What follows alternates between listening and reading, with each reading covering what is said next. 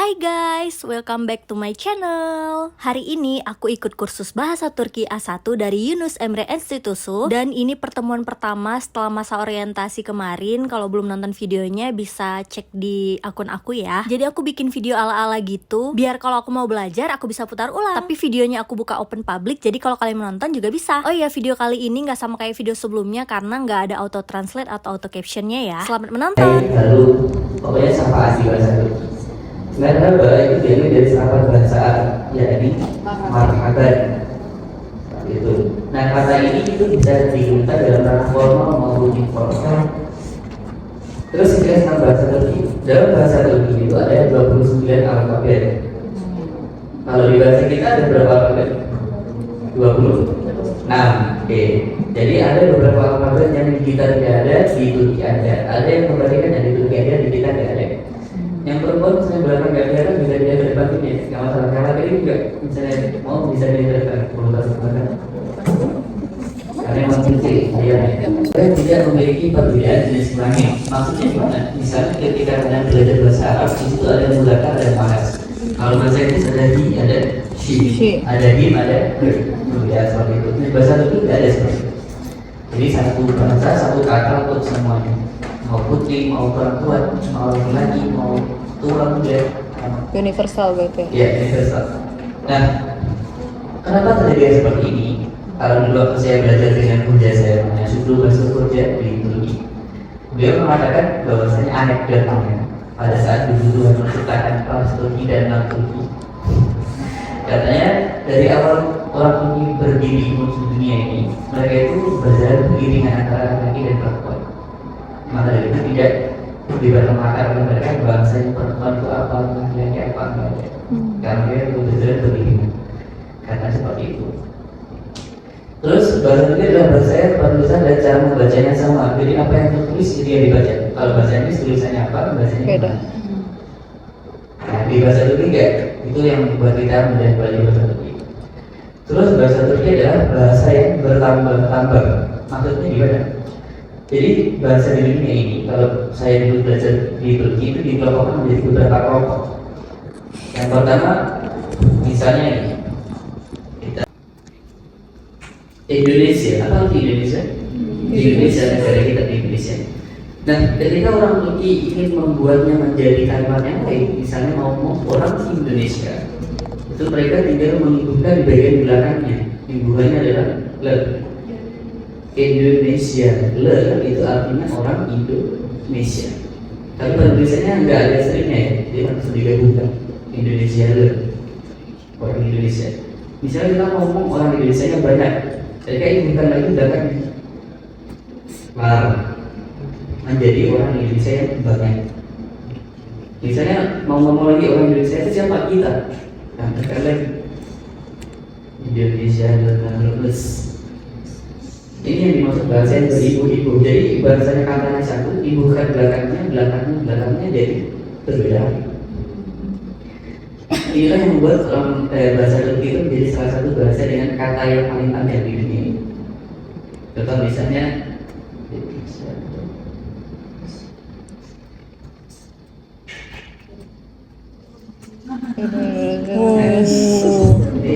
Ingat contohnya ya. Coba kita baca gimana membacanya? 1, 2, 3. Indonesia Lastirama Diklarimizdan.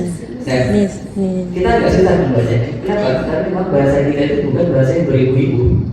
Bahasa kita satu kalimat spasi, satu kalimat Ada spasi. spasinya.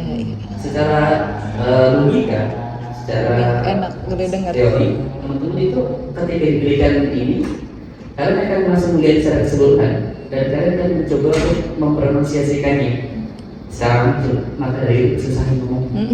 Nah, orang Turki dia karena memang terbiasa bahasa yang beribu-ibu, mereka membacanya sesuai persukuhan.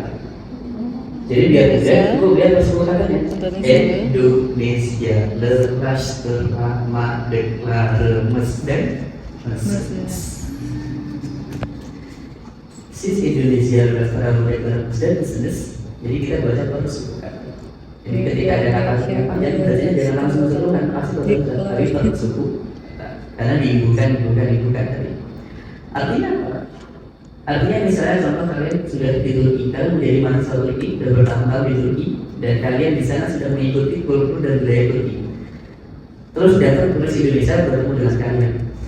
Dia kaget, ini orang Indonesia tapi kok kayak bukan orang Indonesia gitu, dari segi sifatnya dan sebagainya. Akhirnya dia tanya, apakah kamu itu bukan orang Indonesia yang tidak bisa kita katakan sebagai orang Indonesia? Ngomongnya seperti ini. Ini anekdot aja. Contoh sebagai kenapa bahasa Turki itu juga bahasa yang beribu. Nah, kalau bahasa kita kan satu kata sekali terasa. Nah, terus waktu itu ujian saya juga ada kepada saya, karena waktu itu saya satu-satunya mahasiswa asing di Turki. Saya sudah maju, terus dia ingin mengidentifikasi bahasa kita orang Indonesia itu masuk ke kelompok bahasa mana. Dia pakai bahasa universal, yaitu bahasa Inggris. Kita pakai kata yang paling simpel saja. I go to school.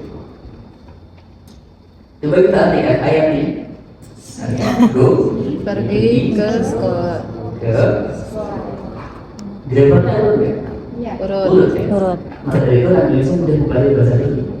Nah, sekarang coba kita buat ke bahasa Turkinya. Cara penulisannya seperti itu, okula video. Kalau kita pisahkan sesuai hubungannya, okul, video, dan Okul itu artinya sekolah, A itu artinya to, video artinya pergi, artinya saya. Jadi terbaik 180 derajat. Maka dari itu tadi perbedaan belajar dari orang Turki, dia bilang bahasa Inggris orang Turki itu apa sekali, karena memang mereka susah mempelajari bahasa Turki. Kebalikannya orang Indonesia, kita bisa dibilang susah juga mempelajari bahasa Turki, karena memang benar kita berbeda. Dari itu bisa diambil kesimpulan bahwasanya dari dosen saya kemarin ngasih tahu bahwasanya bahasa Indonesia itu masuk ke ranah rumpun bahasa Eropa dan India. Dan berarti kita sama dengan penerapan bagaimana struktur grammarnya. Mungkin di bidang India karena juga alfabet kita punya alfabet sendiri tuh, alfabet Sunda, alfabet Jawa, alfabet Bali, bagaimana punya alfabet sendiri. Nah, kalau bahasa Turki terhitungnya ke bahasa yang beribu-ibu tadi, Yuru dan seterusnya. Ada lagi bahasa yang tek hejili bilar namanya. Tek hejili bilar itu satu karakter satu makna.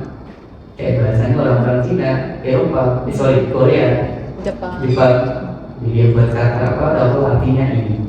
Kita beri aksesoris artinya ini. Itu bahasa yang seperti itu. Nah, jadi nanti ketika teman-teman mengikuti bahasa Turki dibiasakan dibalik. Kalau kita grammarnya SPOK menjadi KOPS. Contoh, saya pergi ke sekolah, kata keterangannya di mana? Sekolah, kata keterangan tempat. Ya. Okul, kayaknya di depan. Objeknya mana? Tidak ada objek, karena memang ini fiilnya tidak menggunakan objek. Kata kerja tidak menggunakan objek. Predikat fiilnya, kata kerjanya pergi, subjeknya saya. Jadi KOPS. Baik dari kalimat yang menggunakan kata kerja maupun non kata kerja. Contohnya misalnya kita mau ngomong nama saya, itu Benin Adem. Bilangnya saya nama. Jadi semakin panjang, semakin kebalik-balik. Seperti itu. Jadi dibedakan di balik-balik. Kenapa jadi seperti ini? Kata dosen saya juga di luar anekdotnya. Ketika kita menciptakan orang Turki dan non Turki, ya, katanya pada waktu itu pas orang non Turki bangun dari setelah penciptaannya, orang non Turki ini bilang, saya mau ngapain di dunia ini? Saya harus ngapain di dunia ini? Setelah dia menemukan, saya harus bangun rumah. Dia baru mencari benda-bendanya. Kalau orang Turki pada saat dibangunkan dari kehidupannya gitu, dia langsung sudah sekeliling, ada apa di sekeliling saya, dia ambil semua barang-barangnya, baru dia berpikir mau saya apakan barangnya. Maka dari itu filmnya, kata kerjanya di bagian aneh seperti itu. Nggak tahu apakah benar atau enggak, mungkin bagi yang mau tes juga bisa begini. Seperti itu. Dan ini apakah hanya berlaku untuk orang Turki? Enggak, orang-orang yang beragama pantang tadi semuanya sama. Orang hasilnya rata-rata videonya masih bilang. Nah, terus ini juga perlu kalian catat teman-teman. Huruf dalam bahasa Turki dibagi menjadi huruf vokal dan konsonan. Ini silakan ditulis di halaman kalimat kalian, karena nanti semua grammar akan kembali ke sini. Huruf vokal di bahasa Turki itu disebut ünlü harf. Ünlü artinya vokal, harf artinya huruf. Ünsüz harf itu artinya huruf konsonan, harf artinya huruf, ünsüz artinya konsonan. Huruf vokal di bahasa Turki itu ada 8. Ada ini. Huruf vokalnya dibagi menjadi 2. Ada kalem yang artinya tebal, ada hinjir yang tipis. Kalau huruf konsonan yang mana? Misalnya huruf A, nanti kita akan belajar sekali. Ini cara mengucapkan gimana udah kita belajar sekali. Boleh dicatat.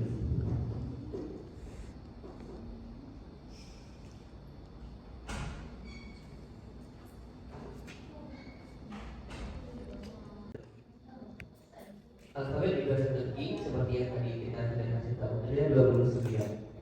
Ada yang cara membacanya sama dengan kita, ada yang berbeda. Contoh dulunya ada alfabet saya tulis huruf kecil ya, kapitalnya. Kita baca bareng-bareng ya. 1, 2, 3 A. Sama seperti kata ayam. B, B sama. Nah ini nomor 3 itu huruf C di kita. Di Turki dibacanya J. Benar-benar J seperti dikatakan jerapah. Nomor 4, C yang ada ekor di bawahnya dibaca C di Turki seperti dikata cicak. Terus ada B sama, ada E juga sama. Di kita bacanya gimana yang F. Di Turki semua huruf vokal itu dipronunciasikan, diucapkan dengan menunjukkan huruf vokal E setelahnya. Jadi V sama seperti Indonesia, sama seperti kata pusal. Terus ada G juga sama. Nah, ada G yang memiliki tanduk. Ini dibaca yumuşak G. Artinya itu adalah G lembut, seolah-olah dia tidak dibaca. Nanti kita beritahu setelah kita belajar grammar di sini. Terus ada di kita H di Turki, H sama. Nomor 11 ada I. I di Turki mau itu kapital mau itu huruf kecil ada titiknya. I. Nomor 12 kalau yang tidak ada titiknya itu dibacanya E. Sama seperti di kata sepeda. Dua-duanya E, tapi E yang memang kita baca E. E yang kedua dibaca E. Nah, huruf ini dibacanya sepeda. Terus nomor 13 ada J. J itu seperti J tapi ada desisan di depan. J. Saya tidak menemukan padanan katanya di Indonesia apa. Tapi saya tulis jerami apa. Terus K, le, me, ne, o. Nah di sini ada O tipis. Seolah-olah seperti gabungan antara O dan U. Jadi O. O. Jadi kalau O biasanya kayak anak-anak alay gitu ya. yang gede, lebar gitu ya. O. Kalau ini dia menutup. O. Itu dibilangnya O tipis. Terus P, R, C, S yang ada ekornya itu seperti gabungan S dan Y. Sh. Sama seperti dikata syaitan misalnya. Terus ada T sama U. Terus U yang ada titiknya itu seperti gabungan I dan U. Jadi kayak U. Kalau U biasa ini U. U. Ini kan udah duluan gitu. Kalau teman-teman biasanya cewek misalnya Soalnya aku sering gitu sih. Kalau bisa Anda Anda diuji. Terus 27 ada V di kita, di Turki dibaca W. Benar-benar W. Jadi di Turki tidak ada W, tapi pakainya V. Terus 28 ada Y, 29 Z. Seperti itu. Oke, kita ulang bareng-bareng teman-teman dari awal. Saya dulu baru teman-teman ikuti. A, B, J, C, D, E, F, G, yumuşak G, Yumuşak G, H, H, I, I, E,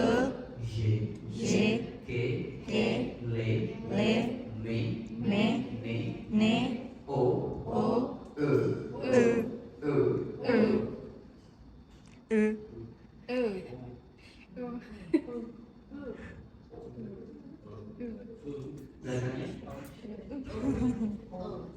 Sampingnya. Sampingnya. Belakangnya. Nanti ganti sendiri ya di depan. Terus lanjut P, P, Re, Re, C, C, Sh, Sh, T, T, U, U, U, U, U,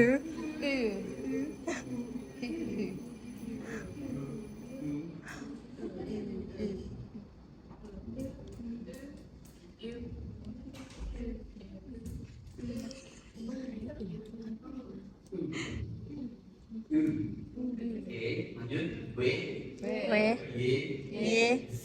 Z. Oke.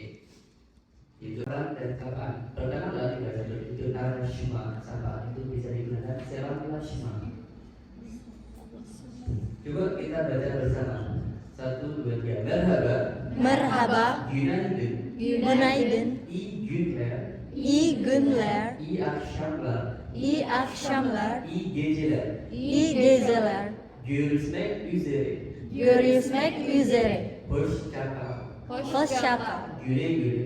Güle güle. Görüşürüz. Görüşürüz. Oke. Dan di sini yang bagian merhaba sampai I geceler ini sapaan yang formal kalian bisa gunakan di semua kondisi, mau di antara sesama teman, mau orang yang lebih tua, mau guru, mau di forum, ruang forum, kalian bisa gunakan ini.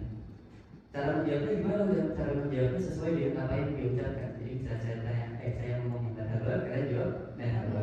Saya bilang günaydın, günaydın juga. İyi günler, iyi günler juga.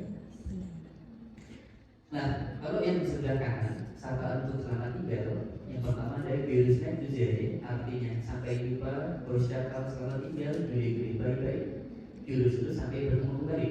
Secara umum, ini adalah sinonim. Kalian bisa gunakan kapan. Tetapi kalau secara harfiah penggunaannya itu untuk görüşmek üzere, sepemahaman saya, itu dia bisa digunakan apabila kita ada kemungkinan untuk bertemu dalam waktu dekat. Jadi misalnya kita istirahat, saya jawabnya görüşmek üzere. Kalian jawabnya dengan görüşürüz. Nah kalau hoşça kal, sepemahaman saya itu apabila kita mau berpisah tapi belum ada kemungkinan untuk bertemu kembali dalam waktu dekat. Misalnya kalian ke Turki, terus kalian mau pulang dari Turki, kalian bisa bilang hoşça kal Turki. Selamat tinggal Turki. Orang ini bakal jawab gini. Tapi kalau sudah secara umum orang jalanan semuanya boleh pakai. Coba kita praktek. Merhaba. Merhaba, Günaydın. günaydın, İyi günler. iyi günler. Görüşmek üzere. Görüşmek üzere. Görüşürüz. Görüşürüz. Ulang. Görüşmek üzere. Görüşmek üzere. Kalian jawabnya pakai Görüşürüz. Kita ulangi. Görüşmek üzere. Görüşürüz. Hoşça kal. Güle güle. Güle güle.